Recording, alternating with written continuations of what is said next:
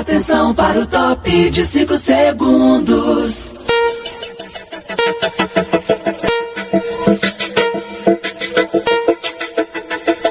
Esportes Total.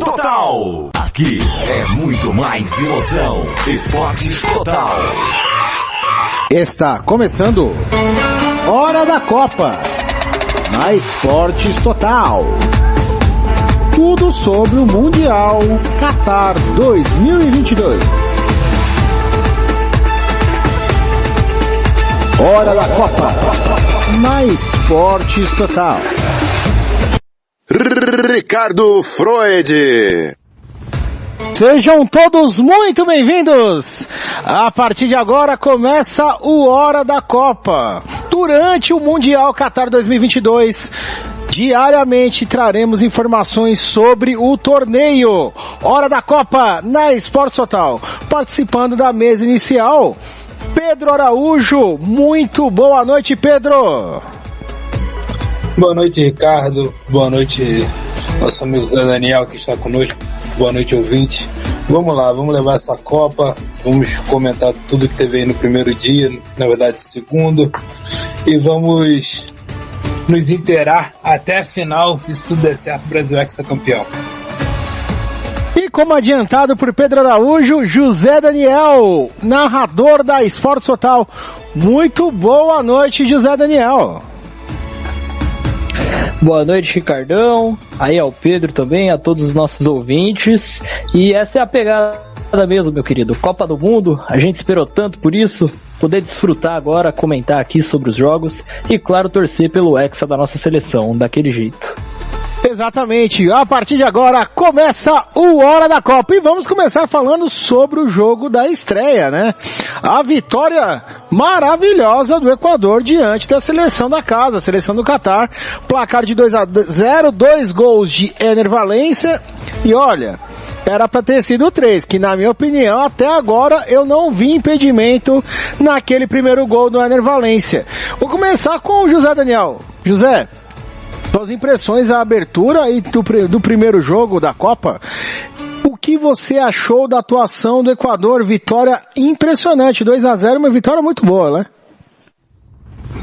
Realmente uma vitória bem contundente, né, da equipe equatoriana. Claro que não é um adversário de altíssimo nível, né, o Qatar, país sede, aquela coisa toda.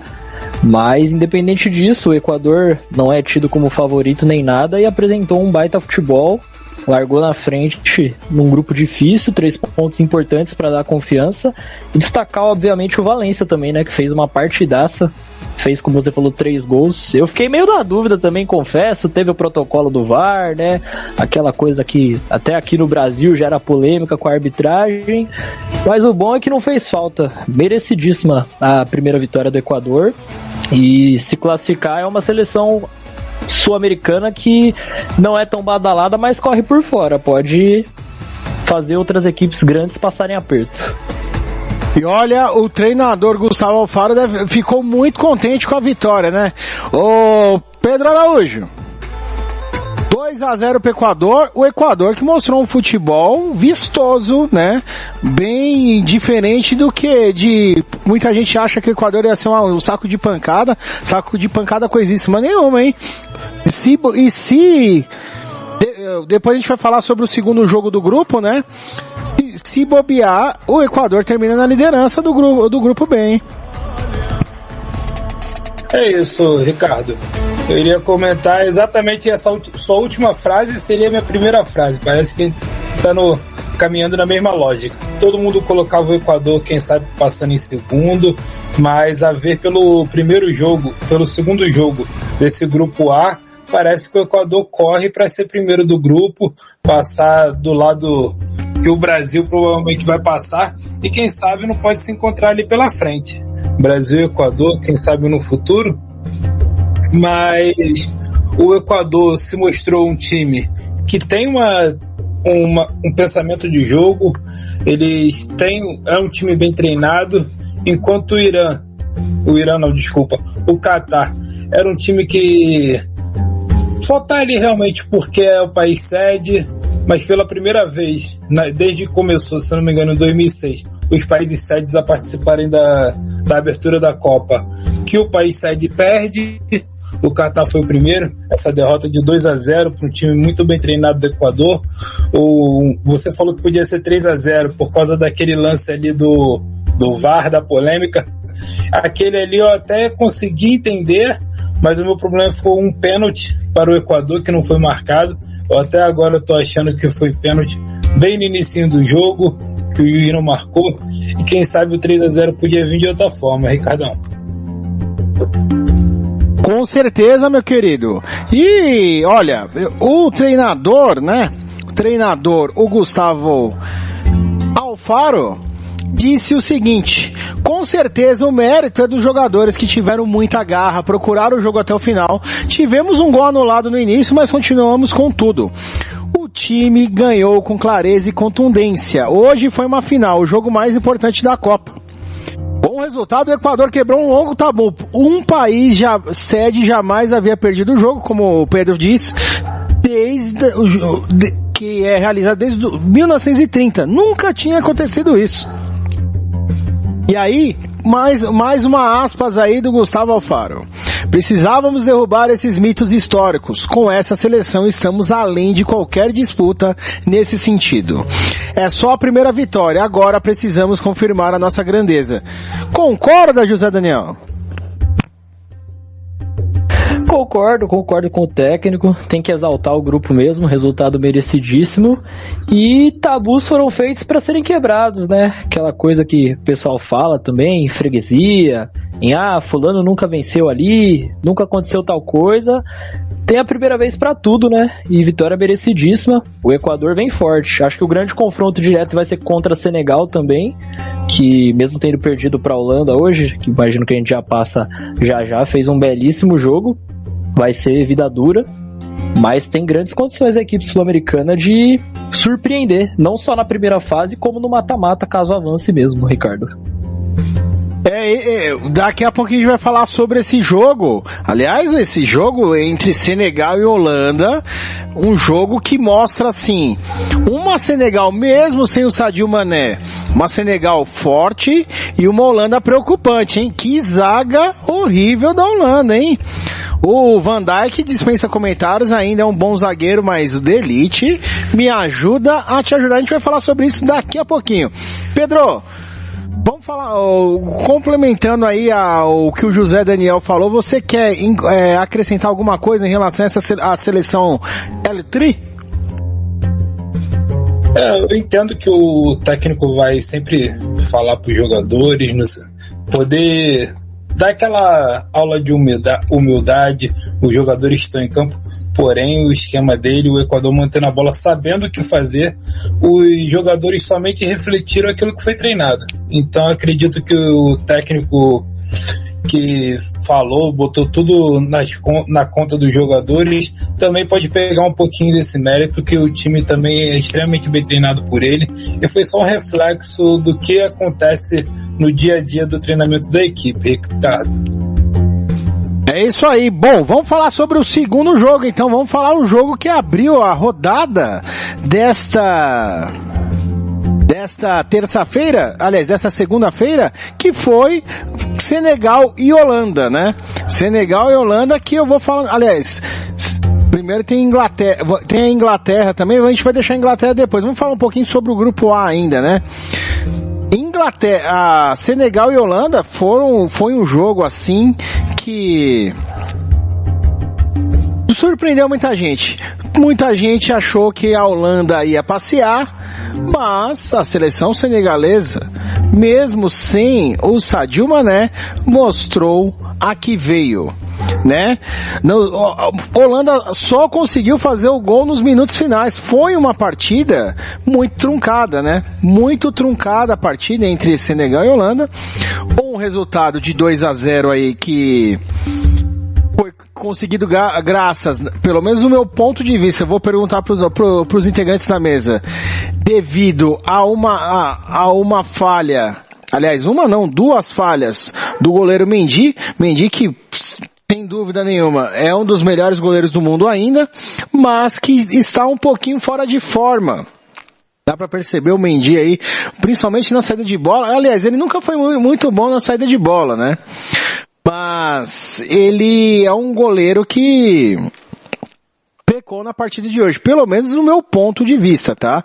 Talvez eu esteja olhando com um aspecto um pouco mais crítico, né?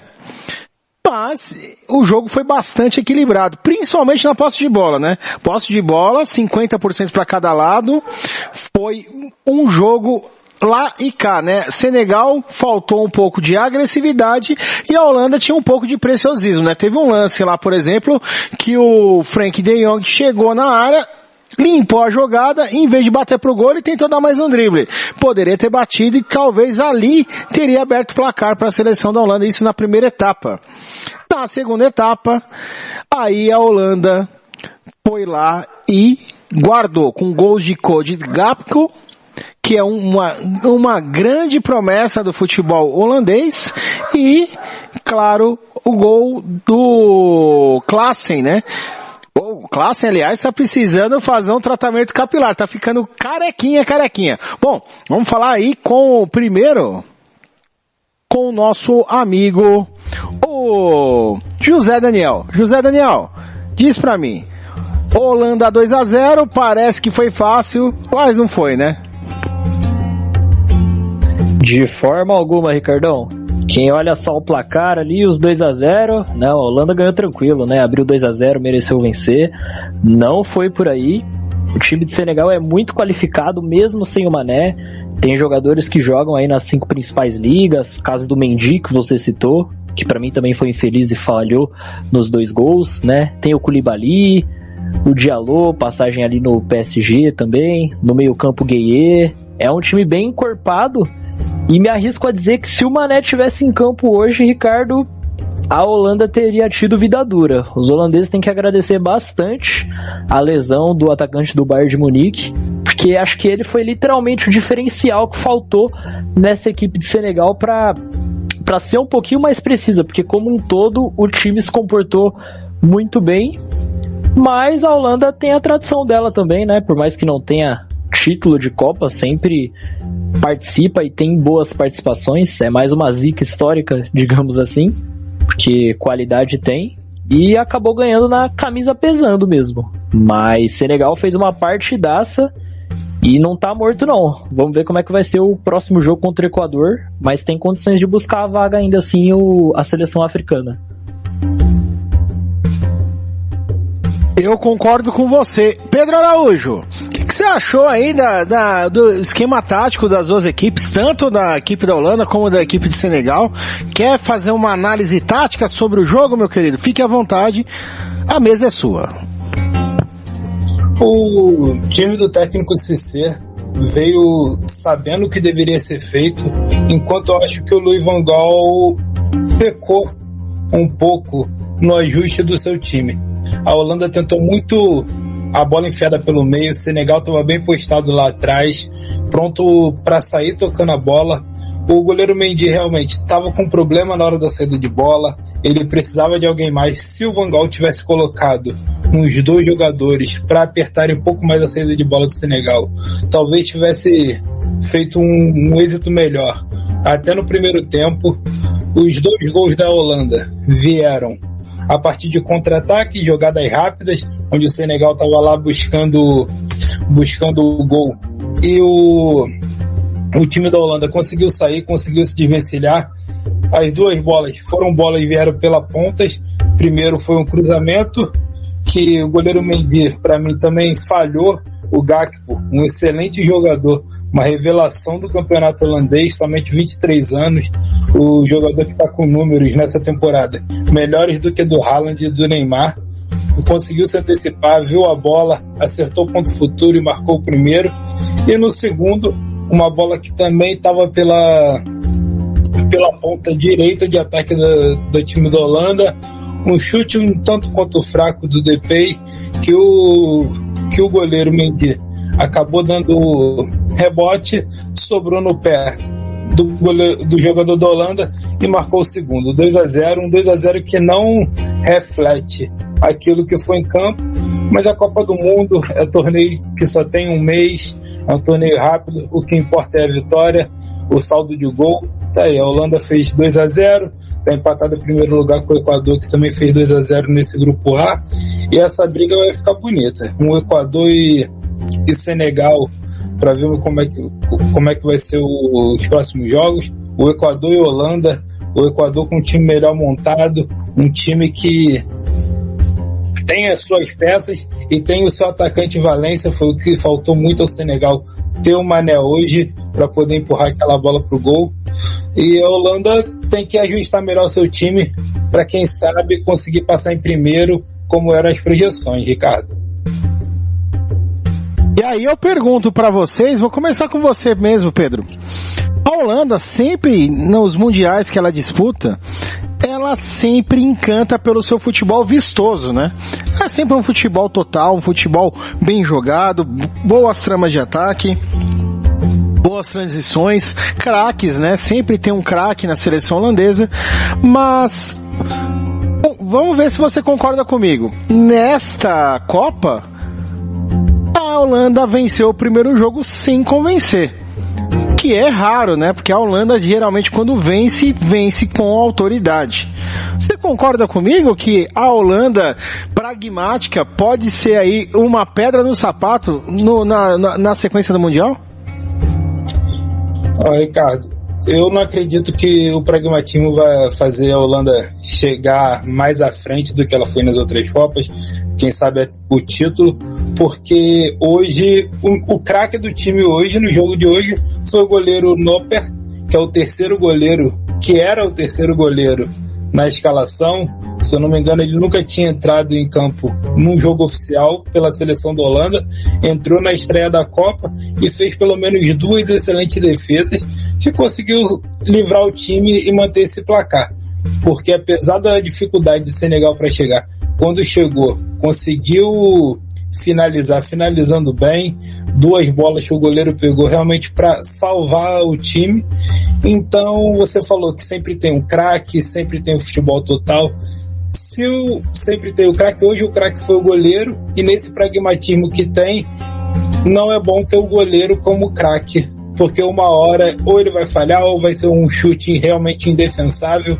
É bom realmente o time inteiro voltar a jogar como um todo, do que manter essa retranca, sair numa bola esticada, e agradecer aos deuses do gol pelo terceiro goleiro ter feito essa mágica hoje, Ricardão. O Noper, pra quem não sabe, tem 28 anos de idade e 2,3 metros. É o atleta mais alto da atual edição da Copa do Mundo. Ele tem uma altura parecida com o Peter Crouch, né? E pra efeito de comparação, o goleiro reserva do Cássio aqui no Brasil, o Carlos Miguel, que é o reserva do Cássio no Corinthians, tem 2,4 metros. Então assim, ele é alto pra caramba, né, José Daniel? Ele mas não é só a altura que faz goleiro, não. Tem que ter a agilidade ali, a impulsão, e como bem falou o Pedro, ele teve tudo isso hoje. Tem uma bola logo após o primeiro gol da Holanda, um chute de fora da área, que ele vai buscar a bola no cantinho, no pé da trave. No ao vivo até achei que seria gol, e realmente ele foi o cara da partida hoje. Se não fosse ele, pelo menos eu acredito que um empate a seleção africana teria arrancado. E você falou do futebol total, aquela coisa da comparação e tal. Eu me arrisco a dizer que essa geração de hoje da Holanda é a geração menos talentosa desses últimos anos. Se tu pegar desde antigamente ali, você tem a época do Cruyff, principalmente, né? Aquele time da Laranja Mecânica. Depois, agora mais recente, aquele elenco que pega o vice em 2010 e chega bem em 2014 também, com o Robin, com o Van Persie, com o próprio Sneijder. Então, atualmente não é um time que tenha tantos destaques individualmente falando. Talvez o melhor jogador fosse o Depay, que hoje começou até no banco, camisa 10, não vem num momento legal, não é titular absoluto no Barcelona. Então, não é um time lá muito badalado, muito genial, acho que a gente pode colocar assim. Mas principalmente na zaga conta com excelentes nomes, caso do Van Dijk, que é um dos melhores, se não o melhor zagueiro do mundo na atualidade, o De Ligt ali também, mas ainda acho que é muito pouco em futebol jogado do que esse time pode oferecer pela qualidade que tem. Então acho que esse pragmatismo aí, num primeiro time mais fortinho que pegar, vai sofrer, e a sorte pode às vezes não estar do lado.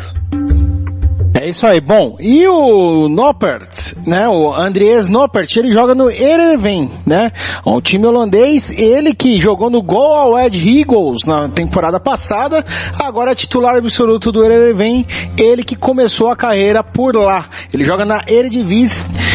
E bom, números da partida, o Van Gaal, com essa vitória de 2-0, chega a 16 jogos no comando da Holanda desde a sua volta à seleção laranja e de forma invicta.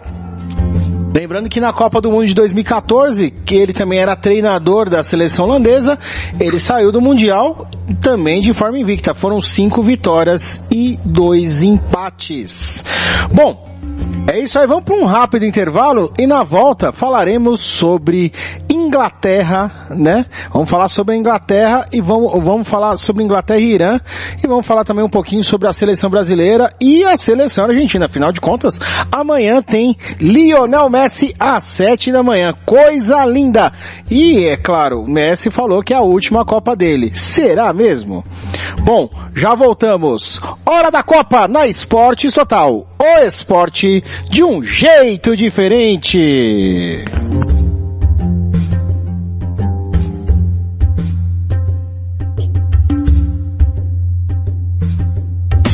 Quer ouvir nossa rádio em seu celular ou tablet, em qualquer lugar? Então baixe agora o aplicativo Radiosnet. São milhares de emissoras do mundo todo e você vai ouvir de graça muita música, notícias e esportes. O aplicativo Radiosnet está disponível para o seu smartphone Android e iOS no site radiosnet.com. Siga a Esporte Total nas redes sociais, Twitter e Instagram, @EsporteTotal_. Você pode sentir as diferentes batidas de um coração. Batida do coração ao abraçar um filho, ao comemorar o gol do seu time. Batida acelerada pelo beijo da pessoa amada. Quem ouve o coração não vê a cor de pele. O racismo coloca em risco a saúde de milhões de pessoas. E o SUS não aceita discriminação. Se você for vítima ou testemunha, denuncie.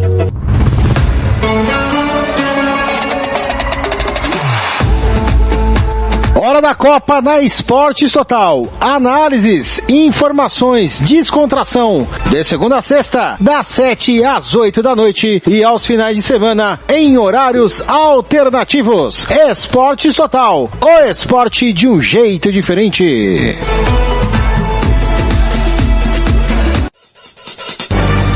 Você sabia? O draft de 1983 da NFL ficou conhecido como o ano dos quarterbacks. Nada mais do que 6 atletas da posição foram selecionados na primeira rodada desse draft. John Elway foi a escolha do Baltimore Colts. Entretanto, nunca jogou pela franquia. Bateu o pé, ameaçou ir para o New York Yankees na MLB, mas terminou trocado com o Denver Broncos, onde conquistaria 2 Super Bowls. Todd Blackledge foi recrutado pelo Kansas City Chiefs. Jim Kelly pelo Buffalo Bills. Ele acabou optando por assinar com o Houston Gamblers e jogar na USFL até a extinção da liga em 1986. Tom Wilson foi draftado pelo New England Patriots, onde disputou um Super Bowl, se tornando o primeiro quarterback da história a não conseguir realizar um passe sequer no grande jogo da pós-temporada. 0 de 6 tentativas e 3 sacks. New York Jets, que detinha a 24ª escolha do draft, tinha à disposição Dan Marino, mas escolheu Ken O'Brien. Na escolha 27, o Dolphins optou por Marino, que ficou 17 anos em Miami, onde teve 10 aparições nos playoffs, uma aparição no Super Bowl e encerrou a carreira com 147 vitórias e 93 derrotas, 420 passes para touchdown e 252 interceptações, estabelecendo diversos recordes na franquia e figurando hoje no Hall da Fama da NFL. Você acompanha as emoções da NET International Football League aqui na Esportes Total. O esporte de um jeito Fórmula diferente. 1 é na Esportes Total. As melhores transmissões esportivas você encontra aqui. Esportes Total, o esporte de um jeito diferente.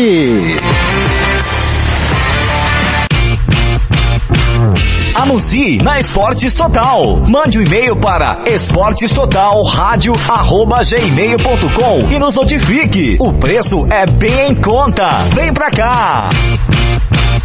Hora da Copa na Esportes Total. É isso aí, agora são 7 horas e 25 minutos. Ricardão tá no modo louco, tá com jet lag, hein? Coisa linda. É que eu fiquei até as 2:30 da manhã narrando e vou ficar até as 2:30 narrando também. Porque hoje tem NFL aqui na Esporte Total. A partir das 10h20 da noite, vocês acompanham direto do Estádio Azteca, que tem tudo a ver com a Copa do Mundo. A partida entre Arizona Cardinals e San Francisco 49ers é o Monday Night Football aqui na Esporte Total. Narração minha, Ricardo Freud, comentários de Fabrício Vera. 10h20 da noite, aliás, 10h15 da noite aqui na Esporte Total. O esporte de um jeito diferente. Bom, antes de a gente passar para o jogo da Inglaterra-Irã, tem notícia, plantão esportivo da Copa, coisa linda, hein?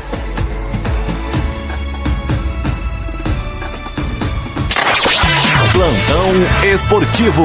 Esportes Total. Zidane tem acordo para treinar a França após a Copa do Mundo. A França nem disputou a sua primeira partida na Copa, no Catar, e o treinador Didier Deschamps pode já ter seu substituto no banco. E seria um ex-companheiro de equipe no centro de jogador que o ajudou a levantar a taça de campeão mundial em 98. Segundo o jornal Mundo Deportivo, Zinedine Zidane já tem um princípio de acordo com a França para treiná-la no próximo ciclo. Zidane treinando a seleção da França, hein? Vou começar falando com o José Daniel. José Daniel, se for verdade, sei lá, hein? O Zizou, cara, pelo menos na minha visão, baita cara, baita treinador. Só vê o que fez no Real Madrid, né? Tem gente que fala, mas pegou o Real Madrid, né? Aí é fácil, mas os anteriores que estavam antes dele não conseguiram nem sombra, e não só no Real Madrid, em outros grandes da Europa, aquela coisa toda de 4 Champions em 5 anos, que aquele time do Real Madrid jogava. Ele tem muito mérito, é um cara muito inteligente, como jogador, dispensa comentários também. Falar pra você que eu aceitaria tranquilamente aqui na CBF também pra substituir o Tite, já que o Tite não vai ficar depois da Copa, né? Mas pra mim baita acerto da Federação Francesa se concretizar mesmo após a Copa. Pedro Araújo, Zizou em Le Blues. Pra mim é um acerto da seleção francesa, é um excelente técnico. Eu não sou tão racional quanto o meu amigo Zé Daniel. Eu acredito que ele seria sensacional treinando a seleção brasileira, mas eu não consigo pensar nele treinando a seleção brasileira, o nosso carrasco de tantas das Copas. É isso, ele na seleção francesa, acredito que vai fazer um bom trabalho, que já vem de um excelente trabalho do seu companheiro de equipe Deschamps, e só vai continuar. Um excelente nome, tricampeão da Champions, não tem muito mais o que falar sobre ele, Ricardo. Bom, lembrando que o Didier Deschamps está no comando da seleção francesa desde 2012. Antes da estreia da Copa, ele já soma 132 jogos com a seleção francesa, incluindo 84 vitórias, 26 empates e 22 derrotas. Conquistou o título mundial em 2018 e a UEFA Nations League de 2021. Porém, viveu alguns momentos de turbulência, principalmente após a derrota para Portugal na final da Euro 2016, disputada no estádio de Saint-Denis, que foi palco da última final da UEFA Champions League. Lembrando que a equipe francesa estreia amanhã, 4 da tarde, contra a seleção da Austrália. E é claro, toda a repercussão dessa partida você vai acompanhar aqui no Hora da Copa. vamos falar agora sobre o jogo das 10 da manhã, né? Pulamos ele, agora vamos para ele. A goleada da English Team diante do Irã, 6-2. Aliás, cá entre nós, hein? Olha, a equipe da Inglaterra jogou. Eu fiquei muito impressionado com a partida feita pelo English Team, hein? Uma partida sólida, uma partida que sufocou o adversário. Vira 3, acaba 6, né? Aquele vira 3, acaba 6 gostoso, do jeito que muita gente gosta. E é aquela história, né? Você vê aí uma seleção inglesa com jovens valores. A renovação o Southgate fez, né? E aí, os humilhados serão exaltados, né? 2 dos 3 jogadores que foram apontados como vilões na final da Euro fizeram gols hoje, né? Tanto o Rashford como o Saka. Aliás, que eu acho os dois excelentes jogadores, né? Acho excelentes jogadores. Eu não sei onde tá com a cabeça um torcedor falar mal de um jogador como o Saka. Pra mim, ele é um dos grandes talentos da atual geração do futebol inglês. Pedro Araújo. Oi, Ricardo. Você falou que não sabe o que tem um torcedor falar mal do Saka, falar mal dos jogadores. A gente sabe muito bem, né? Os ataques racistas que foram recebidos pelos jogadores ingleses pós-final da competição europeia. E agora 2 dos 3 fizeram gol nessa abertura de Copa. Primeira abertura de Copa que a seleção inglesa faz mais de 2 gols. O time da Inglaterra, já fazendo o link com o futebol americano que você vai narrar um pouco mais tarde, é aquilo que nós esperamos de um time muito mais forte quando enfrenta o time mais fraco na NFL, que impõe a superioridade. Foi isso que a Inglaterra fez hoje. A Inglaterra impôs sua superioridade, fez 6, poderia ter feito mais. Foi um jogo extremamente controlado que estava do time inglês. Em nenhum momento nós podemos pensar em achar que o Irã poderia virar aquele jogo, poderia ter uma melhor sorte. E outra coisa que podemos linkar com a NFL é o novo sistema de concussão que temos na FIFA, que está sendo implementado a partir dessa Copa. O jogador que sai com suspeita de concussão, ele não conta nas substituições. Então, assim, se observarmos, o Irã fez 6 substituições, trocou o seu goleiro com talvez, quem sabe, uma concussão, e depois conseguiu fazer mais 5 substituições, se adequando às novas realidades para manter os jogadores mais saudáveis. Ricardo. Aliás, eu achei muito interessante essa questão da substituição por concussão, viu? E aquela história, né? O jogo foi vira 3, acaba 6. Tava truncado, quando abriu a porteira, meu Deus, hein? A equipe do Carlos Queiroz não tomava gols há cerca de 20 jogos, né? E tomou 3 na primeira etapa, 2 em menos de 5 minutos e mais 3 na segunda etapa. O Taremi, o artilheiro do Futebol Clube do Porto, fez os gols de honra da seleção persa. E o domínio da equipe inglesa sobre a equipe persa foi impressionante. Eu peguei um dado, eu até anotei e coloquei no nosso grupo interno, né, do Hora da Copa, que com 16 minutos da segunda etapa, a Inglaterra tinha trocado 453 passes contra 83% da seleção iraniana. José Daniel, um baile, né? O baile, Ricardo. A Inglaterra realmente atropelou. Eu confesso que fiquei até surpreso. A gente não discute aqui a qualidade do English Team nunca, né? Uma geração muito promissora, muitos jovens bons, o Kane ali no ataque principalmente, dos caras mais experientes. Mas era uma equipe que nas últimas aparições na Nations, tanto que salvo engano aqui, foi até rebaixada na última Nations League, vinha de atuações muito ruins, um time que não se encontrava, não conseguia criar ocasiões de gol, mesmo jogando contra adversários frágeis, né, como teoricamente era o caso do Irã hoje.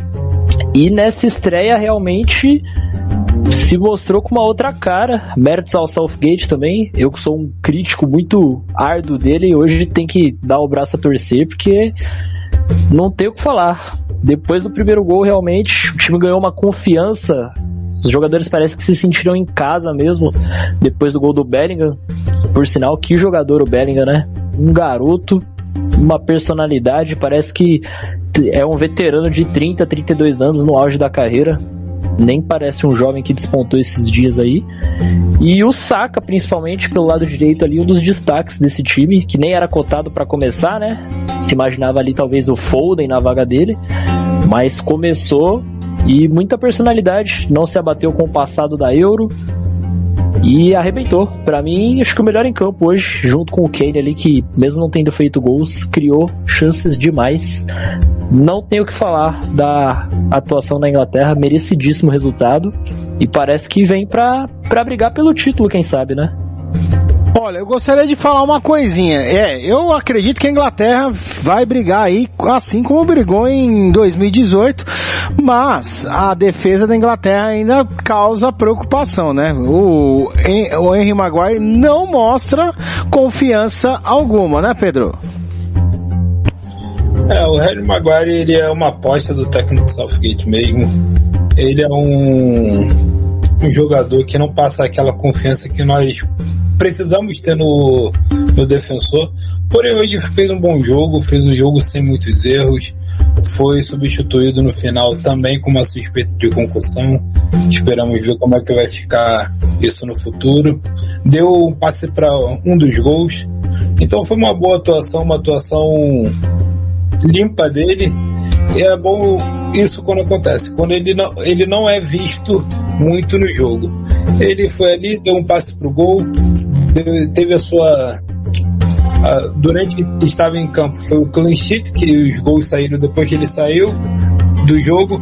Então foi um jogador nota 7, é a nota que ele precisa para continuar nessa seleção aí do técnico Southgate, Ricardo.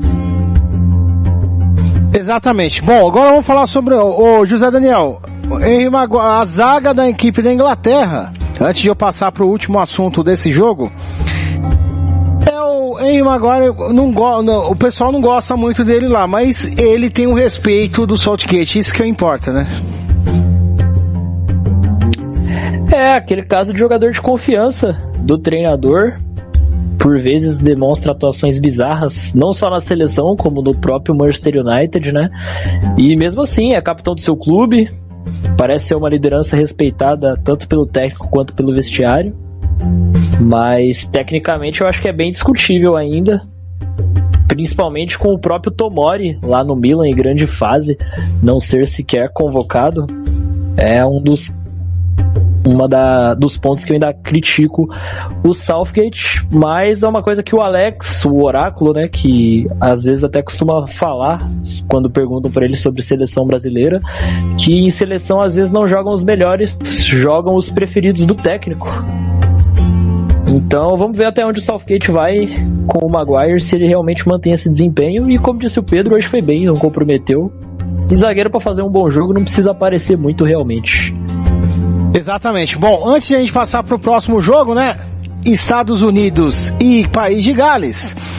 Falar sobre o assunto rapidamente, né? O programa só tem 1 hora, né? Tem que administrar bem o horário. Falar sobre os protestos, né? Os primeiros protestos aconteceram no jogo entre Inglaterra e Irã. Após a FIFA vetar o uso da braçadeira One Love com as cores do arco-íris contra as leis anti-LGBTQIA+, no Catar, os jogadores ingleses se ajoelharam antes do apito inicial, né? Eles se ajoelharam. O capitão da seleção inglesa, o Harry Kane, usou uma braçadeira não à discriminação, uma braçadeira na cor preta. E os jogadores do Irã também fizeram protesto, porque estavam vivendo uma turbulência no país. Eles não cantaram o hino nacional. gostaria de saber, tanto do Pedro como do José Daniel, começando com o Pedro, o que vocês acharam das manifestações? Foram tímidas, mas foram importantes, na minha opinião. Gostaria de ouvir de vocês, começando com o Pedro. É isso, Ricardo. Manifestações extremamente importantes, já que todos nós vivemos num mundo político, né? O futebol não se distancia da política, tem gente que tenta distanciar o futebol da política, mas ele não consegue nem virar a esquina de distância.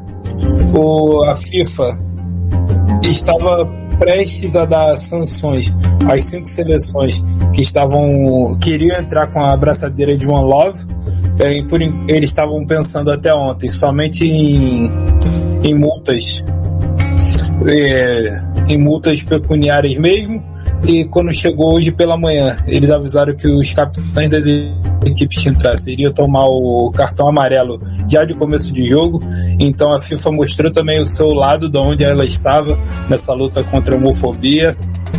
Então foi extremamente interessante o que foi feito pelo capitão da equipe da Inglaterra, também o País de Gales, o jogo que nós vamos comentar daqui a pouco. O capitão também entrou com a abraçadeira, e é isso que tem que ser feito. O lado do Irã, os jogadores sem cantar o hino, mostrar repúdio ao que está acontecendo no país, os torcedores na arquibancada com mensagem de protesto, mulheres iranianas chorando durante a execução do hino, porque estão podendo ver a sua seleção em campo, coisa que há muito não era permitido no Irã. Então foram extremamente importantes essas manifestações que nós vimos nos jogos de hoje, e que elas continuem e mostrem que o futebol e a política caminham lado a lado, Ricardo. É isso aí. José Daniel.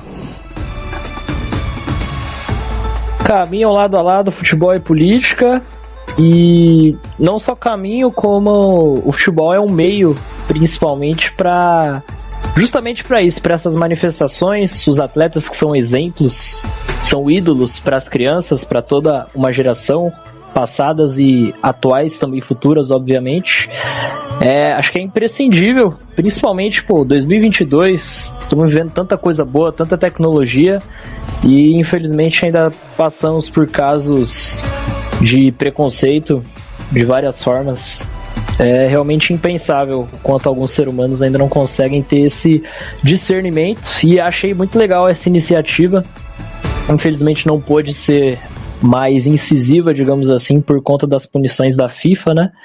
Mas é algo que a gente tem que continuar fazendo para os próximos anos, para ver se isso cada vez mais vai se extinguindo do nosso mundo, para a gente viver num mundo melhor como seres humanos, além de atletas e coisa e tal. Bom, e eles tentaram burlar, mas a imprensa sempre vai pra cima. A ex-capitã da English Team, a Alex Scott, trabalhando pela BBC Sports, usou a abraçadeira durante a transmissão de Inglaterra e Irã no campo do Khalifa Stadium.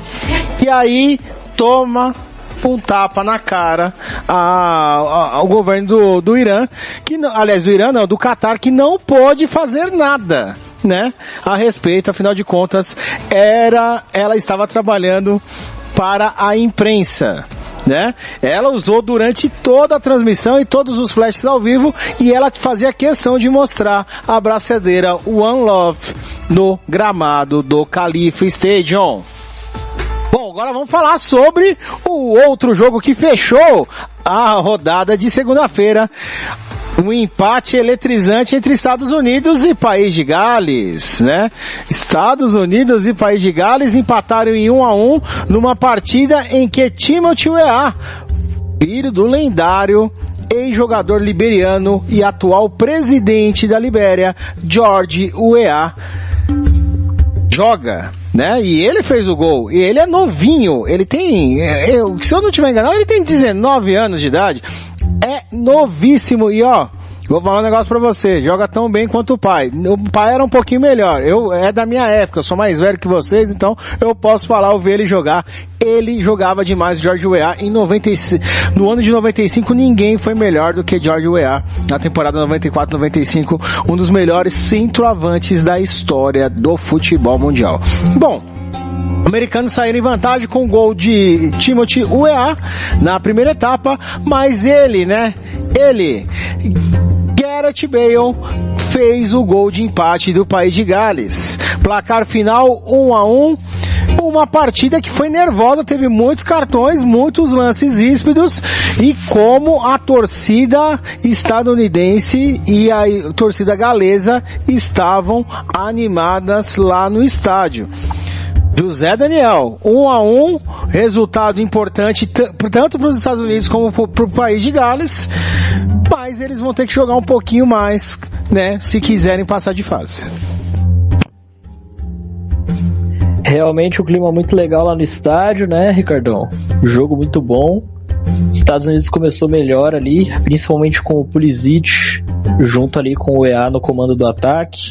Abriu a vantagem, mas eu senti que depois bateu aquilo de estamos ganhando, vamos fechar um pouco a casa, recuar um pouquinho as linhas. E aí País de Gales cresceu no jogo, na segunda etapa principalmente, depois das mudanças do professor, e conseguiu chegar ao empate com o Bale que inclusive, mesmo badalado, não foi muito bem no jogo hoje, né? Não fazia um bom jogo o Bale, mas brilha a estrela, né? Jogador decisivo por onde passou, conseguiu sofrer a penalidade e empatar o jogo aí.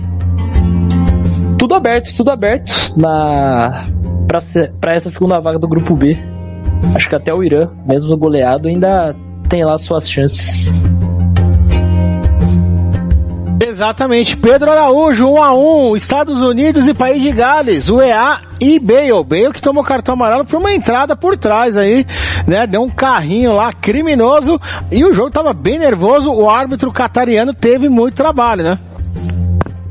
É isso, o jogo começou bem pegado, com 15 minutos de jogo, se eu não me engano, já tinham 2 cartões amarelos para a equipe para a seleção americana.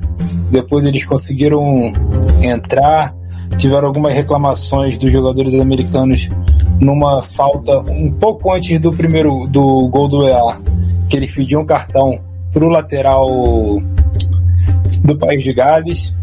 A jogada saiu num excelente passe do Pulisic, numa enfiada no facão, que o EA só teve um chute, só teve aquele trabalho de colocar para o fundo da rede na saída do goleiro, um gol realmente de centroavante, parecia o pai dele jogando. E no segundo tempo, eu não sei se foi pelos Estados Unidos, essa seleção americana ser muito jovem, com média de idade de 23 anos, eles recuaram, deram muito espaço pro País de Gales, que batalhou, tiveram 2 excelentes defesas do goleiro americano, que por acaso não é o Tim Howard. Todo mundo ficou olhando, achando que ia ver o carequinha em mais uma Copa. Esse ano ele não tava. O goleiro agarrou bem, conseguiu pegar 2 bolas, e depois o pênalti pro Gareth Bale, o jogador que menos gosta de jogar bola e que é extremamente craque, marcar, deixar tudo igual. Um jogo que, caso um time tivesse aberto muito, poderia ser a decisão do segundo lugar desse grupo. Agora o grupo está mais aberto do que nunca. As batalhas contra a Inglaterra e contra o Irã provavelmente que vão fazer a diferença para ver se Estados Unidos ou o País de Gales vão passar na segunda colocação desse grupo. Foi muito interessante.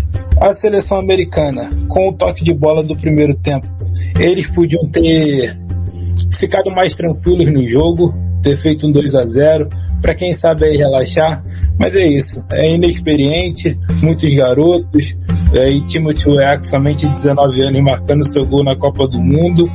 Acredito que para a próxima rodada vejamos uma seleção um pouco diferente, meu amigo Ricardo.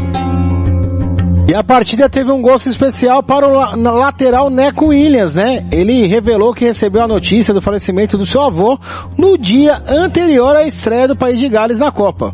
O lateral dedicou a ele o empate de 1-1 com os Estados Unidos. Abre aspas, foi extremamente difícil chorar o dia todo para depois ser titular num jogo de Copa do Mundo.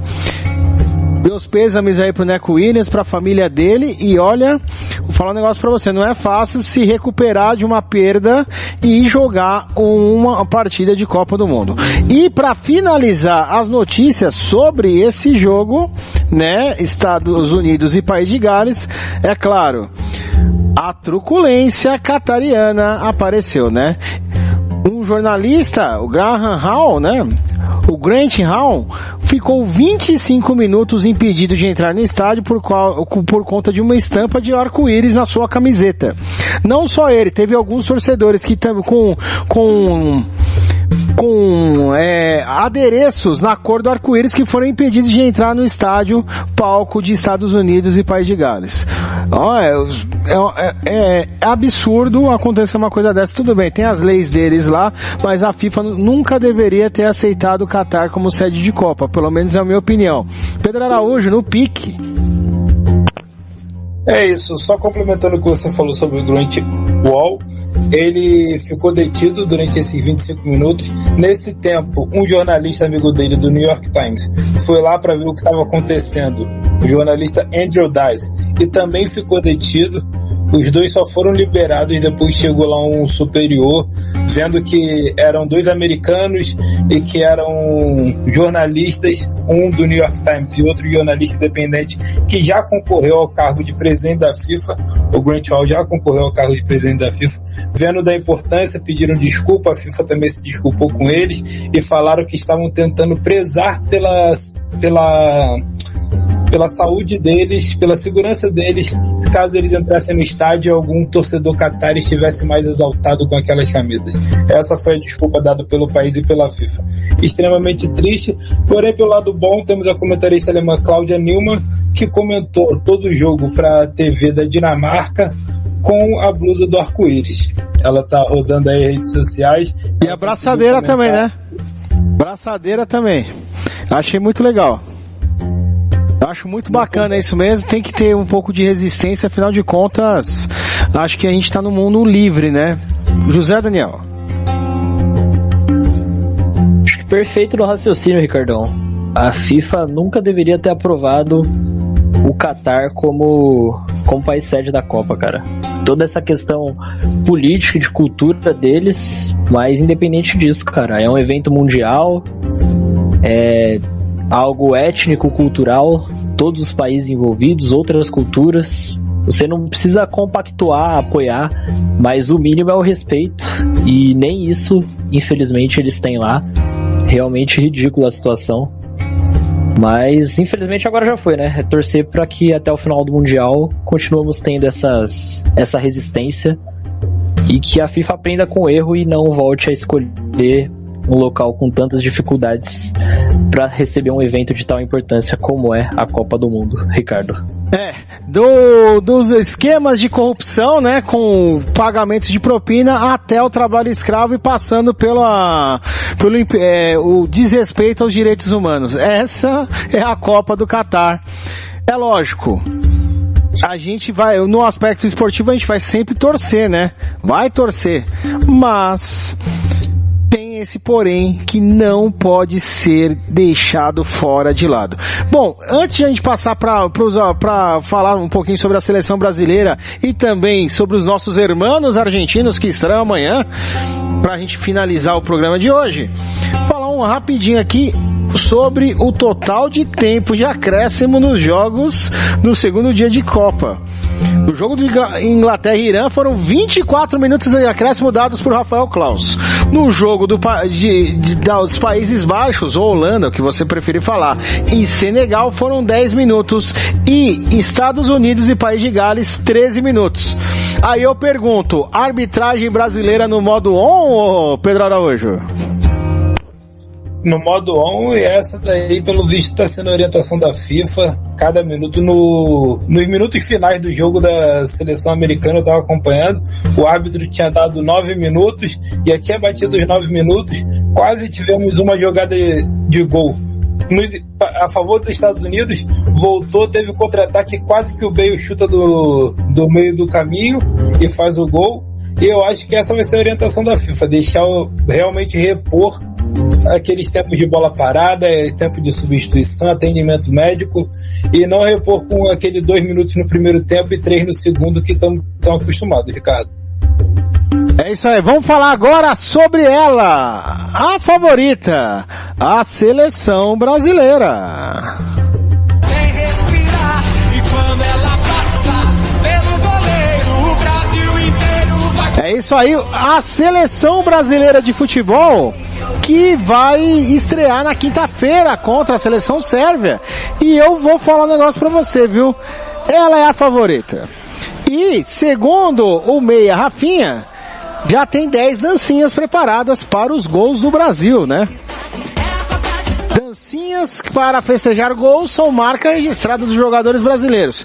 Na entrevista, pós o treino da seleção dessa segunda-feira, o Rafinha não entregou o time da estreia. Ele sorriu, deu aquela desconversada, mas já disse que tem as comemorações ensaiadas para os gols da seleção brasileira, caso eles saiam na primeira fase e também no decorrer do Mundial do Catar. Recentemente na Espanha, o Vinícius Júnior foi alvo de polêmica por conta de suas comemorações de gols com dancinhas. Aliás, foi alvo de falas racistas no programa El Chiringuito.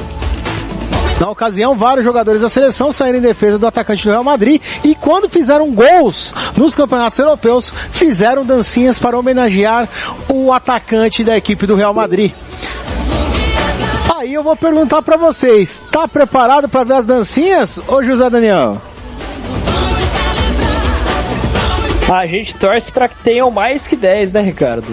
Essa questão aí do Vini, rolou até campanha, né, nas redes sociais, Baila Vini Júnior. E essa é a pegada da seleção. Ousadia, alegria, futebol moleque, velocidade pelos lados. E tem que dançar, tem que ir pra cima mesmo. O Antony, mais recente, no Manchester United também, foi duramente criticado por causa daquele 360 que ele dá com a bola no pé. Mas isso aí acho que é mais na questão da inveja. Quem sabe faz e quem não tem qualidade pra fazer reclama.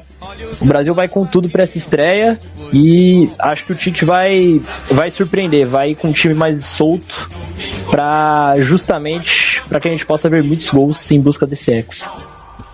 É isso aí. Ô Pedro Araújo, tá preparado pra ver as dancinhas? O coração tá a mil, né, cara? Tá muito. Eu não lembro a última Copa do Mundo que eu fiquei nessa empolgação. Comprar camisa, enfeitar a casa, botei bandeira do Brasil do lado de fora aqui da janela. Esse ano eu tô empolgado e, como disse o Zé Daniel, mais de 10 dancinhas. 10 dancinhas tem que ser só pra fase de grupo. Depois da fase de grupo a gente vê mais algumas dancinhas para serem feitas pelo nosso jogador, Ricardo. Cara, eu espero que tenha muitas danças. Eu não tava muito empolgado, mas, cara, foi chegando perto da Copa, eu estou empolgadíssimo. Tô pensando até em comprar uma camiseta da seleção brasileira lá na 25 de março, aliás, 25 de março que não tem artigos de Natal, tá? Só tem coisa da Copa do Mundo. Eu trabalho do lado da 25 de março, eu posso dizer pra vocês, aqui em São Paulo, o negócio está daquele jeito, ruas sendo enfeitadas, bandeirinhas para tudo quanto é lado, o povo não vê a hora de começar a Copa para a seleção brasileira. E um jornal sérvio faz análise minuciosa da seleção e crava, mais invejada e que todos querem vencer. O texto do Mozart Sport exalta Neymar e tem 30 parágrafos sobre a adversária da Sérvia na estreia da Copa do Mundo do Catar. São os principais candidatos ao título. Se eles estão falando, quem é a gente para não falar, não é verdade? Bom, vamos só repercutir um pouquinho da reportagem que foi divulgada pelo GE. Globo. Tem elogios da defesa ao meio de campo e o jornal sérvio ainda não tem dúvidas sobre as qualidades do ataque brasileiro. Abre aspas. Tudo gira em torno de Neymar. Nos 2 mundiais anteriores foi líder da seleção, mas não correspondeu às expectativas. Em boa parte devido às lesões. Agora é diferente, ele tem um papel diferente na seleção em relação ao Paris Saint-Germain. Tite lhe deu liberdade total para jogar como um 10 e voltar para pegar a bola, percorrer o campo, distrair, trocar de posição com os pontas e entrar nas linhas adversárias. Ele costuma jogar como um falso 9. Fontes bem informadas afirmam que ele tem o melhor treino de sua vida com um personal trainer particular no verão passado, antes de aparecer para a convocação do Paris Saint-Germain. Aliás, ele voltou antes, né? Antes da volta oficial do time parisiense. E é aquela história, o Neymar vai tentar fazer de tudo, porque ele mesmo disse em entrevista antes, né, da convocação final, que para ele esse é o último mundial, né? Até mesmo porque ele já tem mais de 30 anos de idade. Certo, Pedro Araújo? É isso, ele esse ano deu aula de profissionalismo, chegou treinando, não, apareceu em polêmica agora na época das eleições, mas até então ele estava bem, estava se mantendo focado. Espero que não tenha saído desse foco do futebol e caído nesse lado político que foi durante as eleições no Brasil. E eu acredito que ele vai dar tudo de si realmente, seja a última Copa do Mundo. O Neymar já deu algumas entrevistas que ele não tá tão mais naquele ímpeto de jogar futebol em alto nível como anos atrás. Acredito sim que ele possa, junto com os outros, esse ano. Que bom pra ele, que bom pra todos os torcedores do Brasil. A seleção não necessita só dele, necessita muito, mas não só dele, tem outros bons nomes, e que tudo dê certo pra seleção, pra todos os nossos jogadores, Ricardo. 8 horas da noite, tá na reta final. Antes, duas coisas. Primeiro, vamos falar sobre o Richarlison. O Richarlison rebate ataque de alemães a Neymar, falou que eles são arrogantes, são eles, e esse aí é um babaca, falando sobre a publicação do jornal Bild, jornal alemão, que por causa de uma sexta estrela no calção do Neymar, se o Neymar não projetar que quer ser hexacampeão, ele vai fazer o quê? Jogar baralho? Jogar truco? Jogar CSGO? Não tô entendendo qual que é a situação. E como disse o Thiago Leifert pra Sport TV, a imprensa estrangeira gosta de destabilizar a seleção brasileira. Concorda, José Daniel? Concordo, Ricardo, assina embaixo. E o Neymar é essa pegada mesmo. É personalidade, algo até próximo com o que rolou em algumas temporadas atrás na Champions, quando jogaram PSG e Borussia Dortmund. O Haaland no jogo de ida faz um gol, o Borussia, se eu não me engano, vence, e aí eles chegam pra volta em Paris. O Haaland posta uma foto em frente à Torre Eiffel, provocando, né, falando que essa é a casa dele, como se ele fosse deitar no jogo, fosse acabar com o jogo. E o Neymar, no meio do jogo, abre o placar e imita o Haaland na comemoração, respondendo. Em entrevista depois ele revelou: falaram pra eu não fazer durante o jogo, pra esperar acabar, mas esse não sou eu. Se eu não pensar aqui, não, eu vou fazer o gol, eu vou imitar o Haaland e a gente vai ganhar e vai classificar. Então é um cara de personalidade forte, é o craque dessa seleção, é o gênio. Tem a questão extracampo, que sempre é assunto quando a gente toca no nome do Neymar, mas como disse o Pedro e você também, Ricardo, esse ano deu aula de profissionalismo, se reapresentou mais cedo, é reflexo nesse início de temporada pelo PSG, jogando muita bola, fazendo gol, dando assistência, sendo o cara do time e, se Deus quiser, o cara da Copa. Não digo nem que vai ser o artilheiro, mas vai ser o craque da competição, porque, como diz a reportagem, tudo no Brasil ofensivamente passa por ele, e que ele esteja iluminado para meter muito espaço pro Vinícius Júnior, pro Rafinha, pro Richarlison e para guardar os dele também. É fundamental para essa seleção sonhar com o Hexa, Ricardo. É isso aí. Bom, vamos falar sobre o último assunto. Já estourou o tempo, mas temos que falar, né? Amanhã é a estreia deles. A estreia dos hermanos argentinos. Pois é, tornozelo inchado do Messi, mas ele vai pra jogo. E ele está no The Last Dance, a última dança de Messi na Copa do Mundo. Ele já deixou claro que é a última Copa dele e ele quer ser campeão. Falta só isso, né? Ele ganhou 2 taças, tirou aquele peso das costas. E com certeza ele vai querer ser campeão dessa Copa e vai jogar o fino da bola. Pedro Araújo, Messi estreia amanhã às 7 da manhã contra a Arábia Saudita. É isso, a estreia da seleção argentina amanhã, 7 da manhã. Primeiro jogo nesse horário, que vai fazer todo mundo madrugar. E o Messi com esse tornozelo inchado é preocupação não só para esse jogo, mas para o restante da Copa. Esperamos que não seja nada demais, que o craque consiga joga como sempre, fazendo o que ele sabe fazer, levando a Argentina para quem sabe cair nas semifinais em frente ao Brasil, porque infelizmente no Last Dance do Messi, ele não vai ser campeão é a seleção brasileira rumo ao Hexa, Ricardo. Com certeza, e tem até uma trilha especial pra Messi, hein?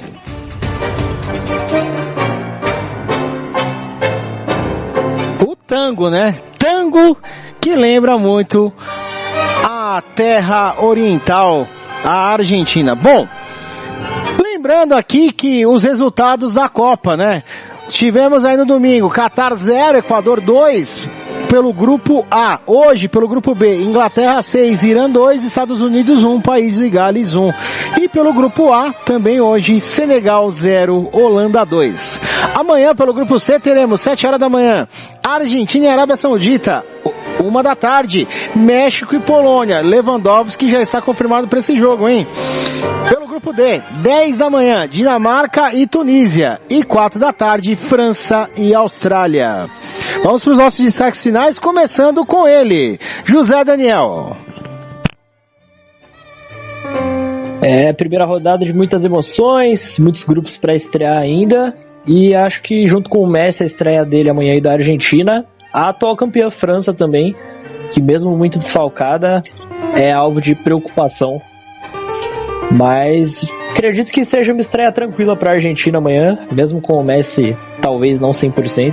A tendência é que a Argentina passe o carro na Arábia Saudita. Mas se jogar contra o Brasa, o Casemiro vai pôr no bolso, como já fez em algumas vezes no tempo de Real Madrid. Pedro Araújo, o seu destaque final, meu querido. É isso, que os jogos continuem com essa boa média de gols. Primeira rodada costuma ser um pouco mais truncada, os times dando mais. Porém, o jogo de ontem, os jogos de hoje mostrou que as seleções estão vindo para jogar um pouco mais aberta, buscando o gol. Foram 14 gols em 4 jogos. Então espero que continue essa boa média durante toda a Copa, meu amigo Ricardo. Hoje tivemos gols marcados por atletas negros. Racismo, ele nunca passará. Não há discriminação, como disse Harry Kane. E amanhã quem apresenta o Hora da Copa no Esporte Total é Nathan Raliano, e na mesa estarão Edinardo Albuquerque e Renan Pestana. Participaram da mesa hoje, na apresentação, Ricardo Freud, e nos comentários, Pedro Araújo e José Daniel. Direção da Esporte Total, Aldo Luiz, Renan Pestana, Nathan Raliano e Ricardo Freud. Eu volto às 10h15 da noite com o Monday Night Football direto do Estádio Azteca. San Francisco 49ers contra Arizona Cardinals. Esporte Total, o esporte de um jeito diferente. Até mais, galera. Hora da Copa, diariamente aqui, hein? Vem com a gente. Hora da Copa na Esporte Total. Aqui a emoção é diferente. Esportes Total.